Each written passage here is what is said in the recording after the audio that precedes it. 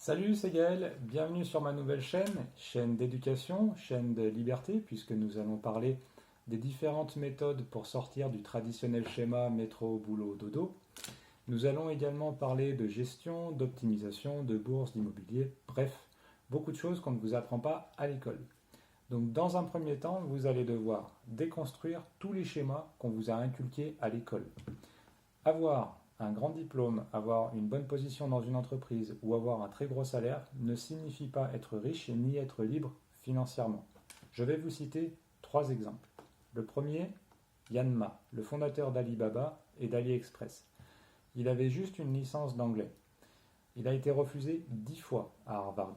Il a été livreur à vélo, il a monté son agence d'interprète puisqu'il était chinois avec une licence d'anglais. Et c'est en 1995 qu'il va fonder avec sa femme Alibaba. En 2003, c'est-à-dire 8 ans plus tard, Alibaba va représenter 80% du commerce en ligne chinois avec un chiffre d'affaires avoisinant les 300 milliards de dollars. Deuxième exemple, Elon Musk. Elon Musk, à 10 ans, il a appris la programmation. À 12 ans, il a vendu son premier logiciel Blastar à 500 dollars. Et ensuite, en 1995, avec des associés, il a fondé Zip2, qui correspond un peu à Mappy ou Map pour ceux qui connaissent, qui est une carte interactive sur laquelle on trouve les commerces existants à proximité. Lorsqu'ils ont créé cette entreprise, ils vivaient tous dans le bureau, dans le même bureau. Ils n'avaient pas d'appartement, pas de maison, puisqu'ils voulaient maximiser les rendements de l'entreprise et ils voulaient investir tout l'argent qu'ils avaient dans cette entreprise.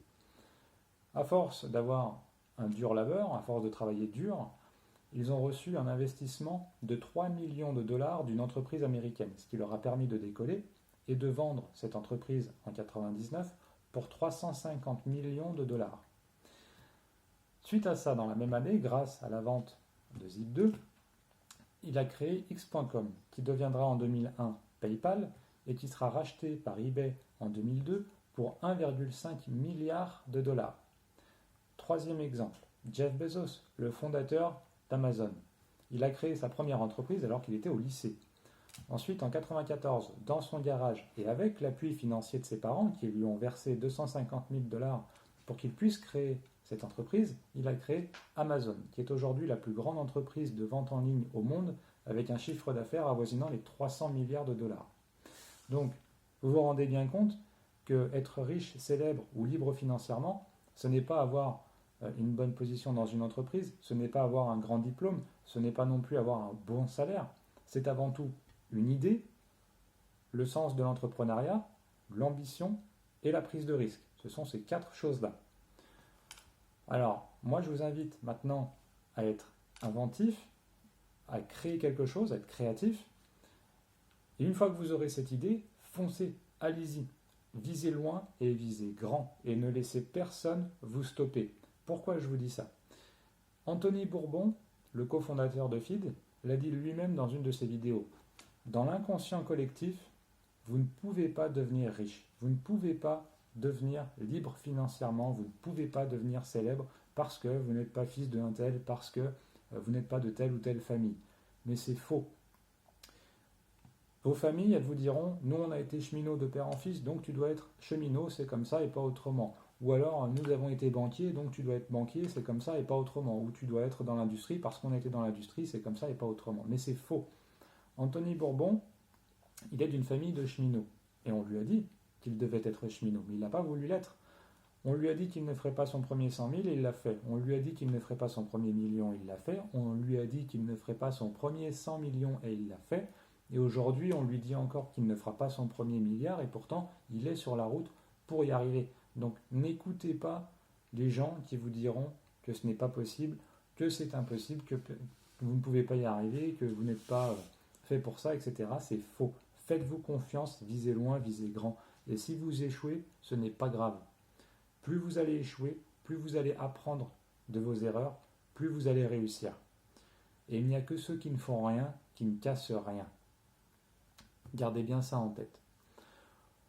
Une fois que vous aurez cette idée, cette ambition, ce goût de l'entrepreneuriat, ce goût du risque, que vous allez vous lancer, vous allez devoir apprendre à gérer vos finances. À l'heure actuelle, la majorité des gens, vous avez le schéma suivant.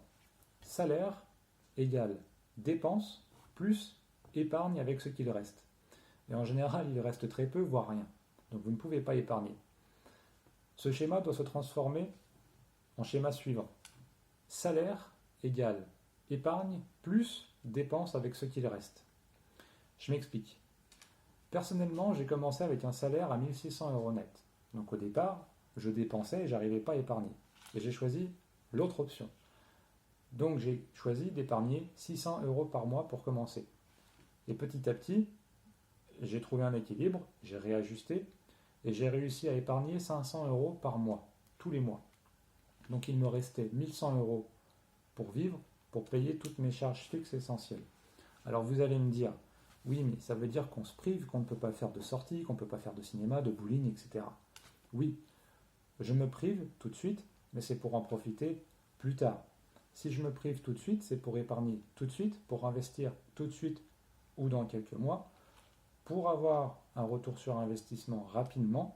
Et plus je vais me priver, plus je vais épargner, plus je vais investir, plus je vais avoir un retour sur investissement, plus je vais devenir riche, plus je vais en profiter. Et c'est comme ça qu'il faut le voir, que ce soit sur un moyen ou long terme. À l'heure actuelle, si on reprend le premier schéma, c'est-à-dire que vous avez votre salaire, vous dépensez, vous épargnez après. Vous allez profiter de vos cinémas, de vos soirées, etc. Mais le coût de la vie, l'inflation, elle continue d'augmenter. Et votre pouvoir d'achat, lui, il diminue. Parce que le salaire, il n'augmente pas en conséquence de l'inflation. Pas du tout. Donc, au bout d'un moment, vous allez vous retrouver pris à la gorge, vous ne pourrez plus profiter du tout. Alors que dans mon cas à moi, je vais continuer de m'enrichir et de pouvoir profiter tout au long de ma vie. Donc, il faut absolument adopter ce nouveau schéma. Une fois que vous aurez adopté ces deux principes, qui sont donc l'ambition, l'entrepreneuriat et la gestion financière, vous devrez vous fixer un but, une stratégie sur le long terme. Comment je vais faire de l'argent? Combien je vais épargner? Comment je vais l'investir? Sur combien de temps? Dans quel but? Etc., etc. Tout ça, ce sont des questions auxquelles nous répondrons dans une série de vidéos qui suivront celle-ci. Nous y aborderons l'immobilier, que ce soit en résidence principale ou locatif. Nous y aborderons la bourse, que ce soit les actions, les titres, les obligations et tout ce qui va avec, comme par exemple les intérêts composés. Nous aborderons le blogging, l'affiliation, le marketing digital, les jobs secondaires, l'auto-entreprise. Bref, beaucoup de choses très intéressantes qui vous permettront de passer à l'étape supérieure, de pouvoir commencer à investir et petit à petit arriver à obtenir votre liberté financière. Donc, je vous invite à mettre un like pour que cette vidéo puisse remonter dans les algorithmes de YouTube. Je vous invite également à visiter mon site internet qui est en lien dans la description de cette vidéo. Et je vous dis à bientôt. Ciao, ciao!